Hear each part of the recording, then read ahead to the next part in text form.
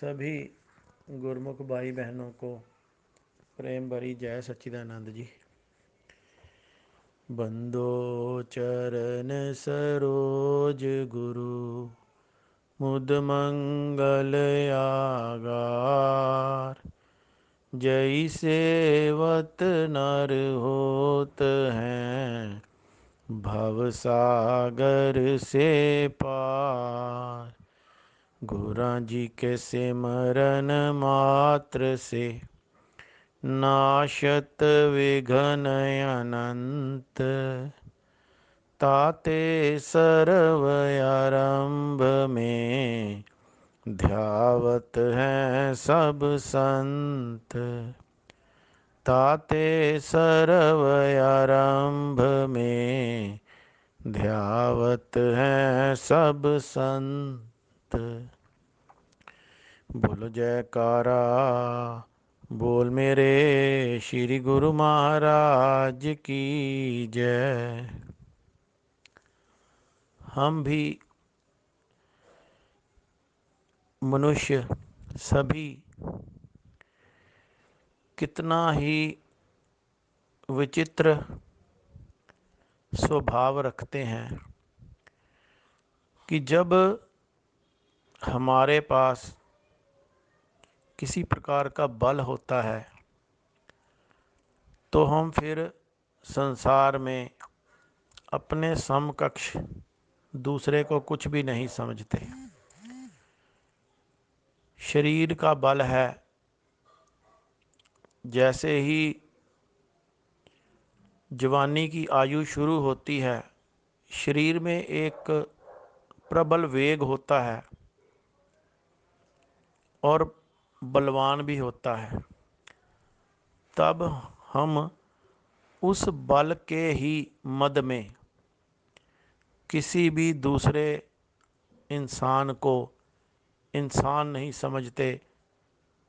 थोड़ी सी भी जरा सी भी कोई बात हो जाए तो लड़ने मरने के लिए तैयार हो जाते हैं। अगर किसी के पास धन का बल है तो उस धन के बल में मद में चूर होकर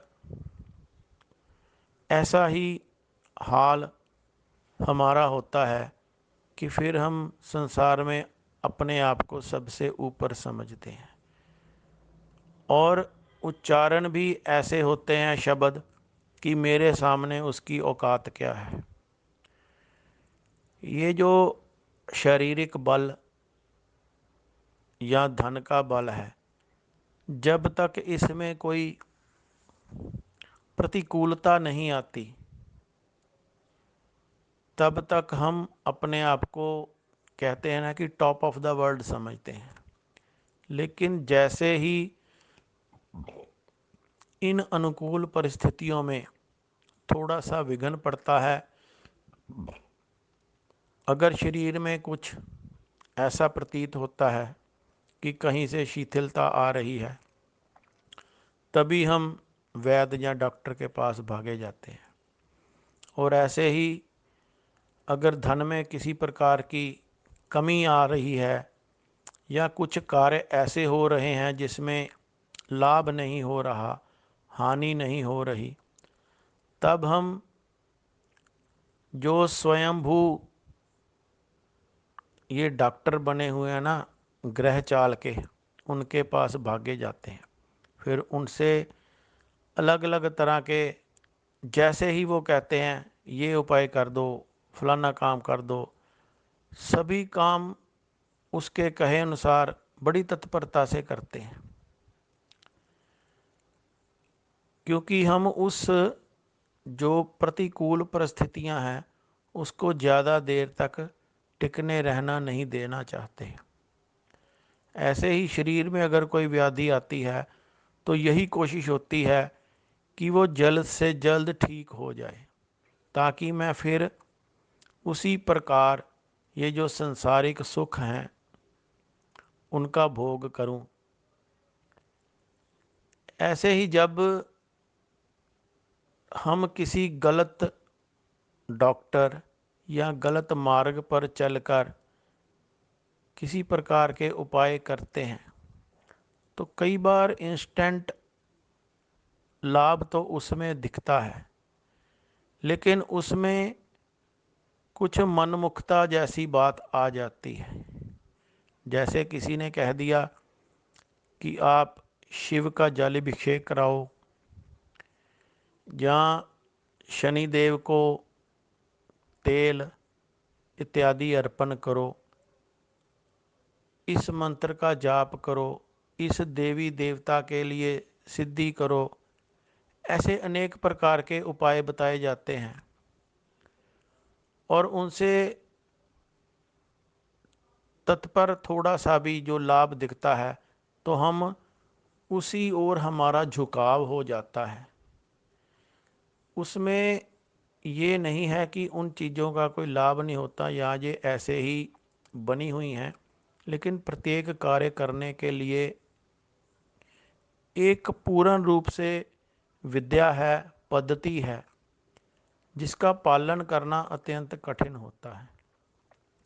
ऐसे ही शरीर में कोई व्याधि आ गई तो जो बड़े डॉक्टर हैं तो वो कुछ ऐसा बताते हैं कि इसको पूरा जड़ से ख़त्म करने के लिए इतना समय लगेगा या फिर इसको ऑपरेट करना पड़ेगा, लेकिन उसकी ना मानकर केमिस्ट से ही दवाई लेकर उसका टेम्परेरी रिलीफ ढूंढने लग पड़ते हैं।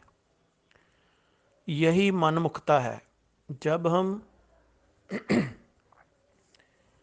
पूर्ण रूप से किसी भी व्याधि को दूर नहीं करते तो कहीं ना कहीं वो जड़ करके बैठ जाती है और फिर वो जब वो एक बड़ा कष्ट का कारण बनने लगती है तब हमें वो बातें याद आती हैं कि मैंने उसी समय ये इसका उपाय क्यों नहीं कर लिया।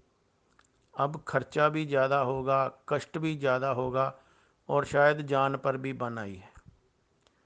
तो ये सब जो प्रॉब्लम्स आती हैं वह मनमुखता की होती हैं। किसी से अच्छी प्रकार बात नहीं कर सकना या सलाह नहीं ले सकना, अगर कोई अच्छी सलाह मिली भी है उसके ऊपर चलना नहीं। हम हर वक्त इंस्टेंट रिलीफ मांगते हैं, लेकिन जो गुरमुख होते हैं वो एक ऐसे सधे हुए समय के परिपूर्ण जो संत सद्गुरु हैं उनकी कही हुई बातों पर पूर्ण रूप से विश्वास करते हैं और वही उपाय करते हैं। ऐसा कुछ नहीं है कि जो गुरमुख हैं उनके जो कष्ट हैं वो आने बंद हो जाते हैं या जो जिंदगी में उतार चढ़ाव हैं वो नहीं आते, समभाव में नहीं रहते। ऐसा नहीं होता। सदगुरुदेव उसके आसपास एक ऐसा कवच तैयार कर देते हैं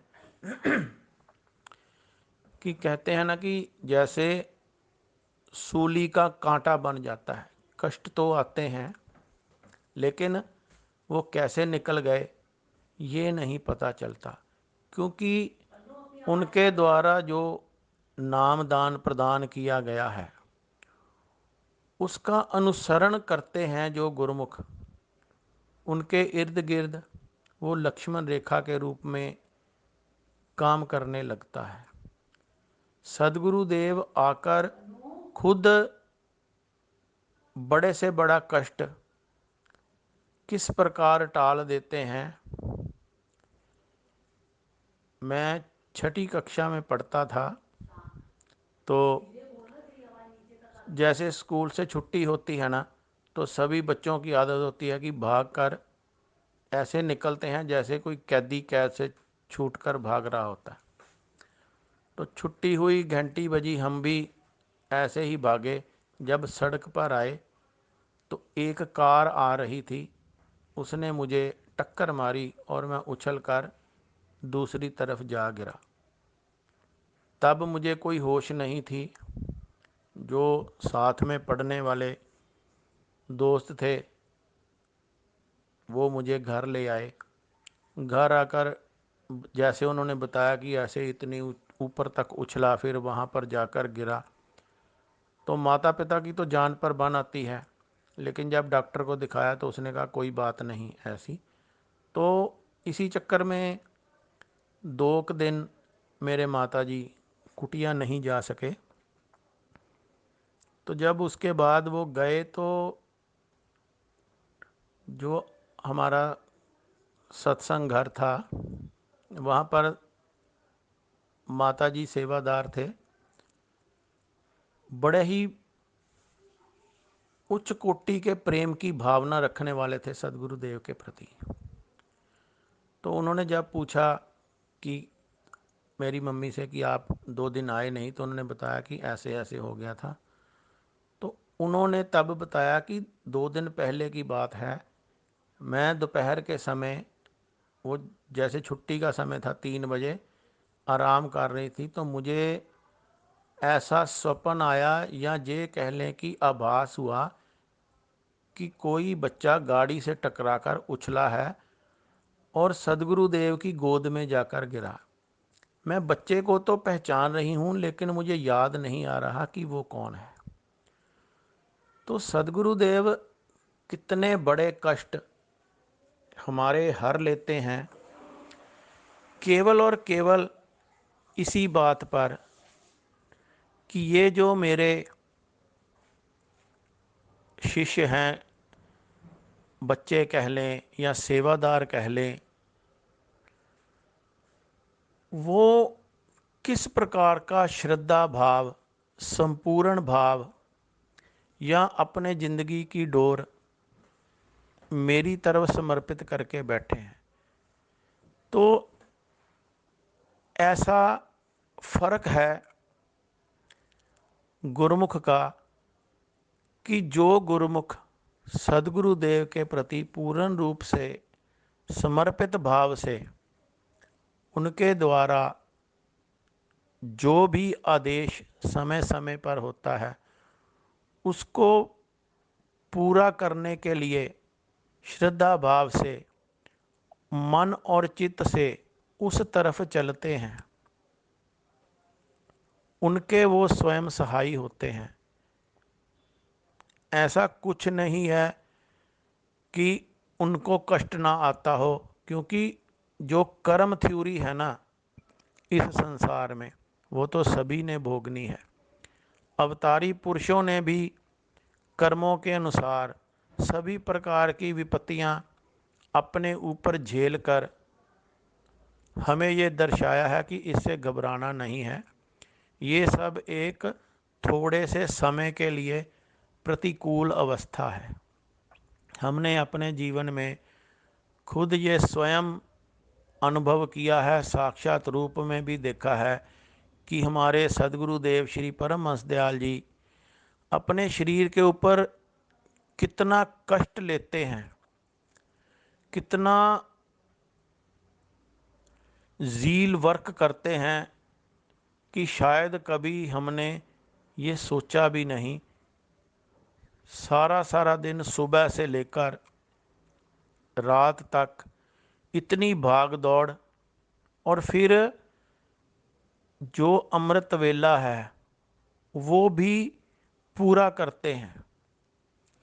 श्री श्री 108 श्री तीसरी पातशाही जी के जीवन झलकियों में एक झलकी है कि ये अभी बाल्यावस्था में ही थे तो घर से बाहर चले जाते थे, तो इनको ज़बरदस्ती रोक लिया जाता था। लेकिन एक दिन इनके पिताजी ने कहा कि हमने देखना है कि ये कहाँ पे जाते हैं। तो घनी अंधेरी रात जंगल में जा रहे हैं, लेकिन इनके सामने जैसे टॉर्च की लाइट जल रही होती है वो रास्ता दिखा रही है, और एक स्थान पर जाकर ये बैठ जाते हैं। तो बाल्यावस्था थी, पिताजी भी थोड़ा घबरा गए, इनको वापस ले आए घर में कि इतनी अंधेरे में आप कहाँ जा रहे थे, आओ घर चलते हैं। तो सुलभ जवाब था कि अंधेरा कहाँ था, आपने भी तो देखा है, चांदनी रात है। तो ये नहीं है कि अगर वो अवतारी विभूतियाँ हैं उनके लिए तो ये संसार में सभी कार्य एक चुटकी बजाने से हो जाते हैं, लेकिन फिर भी हमें उस मार्ग पर चलाने के लिए हमारा कितना ध्यान रखते हैं, हमारी ही बेहतरी के लिए, जो मेरे जीवन का लक्ष्य है उसको प्राप्त करने के लिए बिना किसी मोल भाव के मुझे वो रास्ता प्रदान कर दिया और कितनी सरलता से उसके ऊपर चलना भी सिखा दिया, और फिर ये वरदान भी दे दिया कि इस पर चलना है, मैं आपको इसमें चलने के लिए सहायक हूँ, आपने सिर्फ समय निकालना है और ये जो नियम बनाए हैं इसका पालन करना है। अगर मैं उन नियमों का पालन करूँगा तो मेरे वो दोनों लोकों में सहाय है। तो ऐसे सदगुरुदेव और इतने दयालु कहाँ मिलेंगे? शायद ही किसी ग्रंथ में या शास्त्रों में ऐसे सदगुरुदेव का वर्णन भी आया हो।